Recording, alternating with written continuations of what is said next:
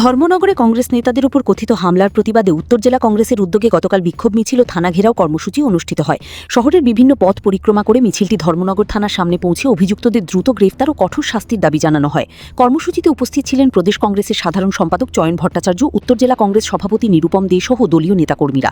জানা গেছে, যুব কংগ্রেস নেতা জাকির হোসেন ও এনএসইউআই নেতা শাহিদ আহমেদের উপর হামলার অভিযোগের প্রতিবাদেই এই কর্মসূচি। ভানুচন্দ্রের রিপোর্ট, আসাম প্রাইম নেটওয়ার্ক।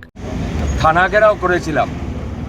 বিগত কিছুদিন আগে আমাদের ইউথ কংগ্রেসের সাধারণ সম্পাদক জাকির হোসেন এবং নর্থ ত্রিপুরার এনএসওয়াই ডিস্ট্রিক্ট প্রেসিডেন্ট শাহিদ আহমেদকে বিজেপির কিছু দুষ্কৃতী বাহিনী ওনাদের শারীরিকভাবে হেনস্থা করেছে এবং বিভিন্ন জায়গা ক্ষতবিক্ষত করেছে। ওনারা এখন ট্রিটমেন্টের জন্য আগরতলা জিবি, কেউ আইজিএমে ভর্তি আছেন।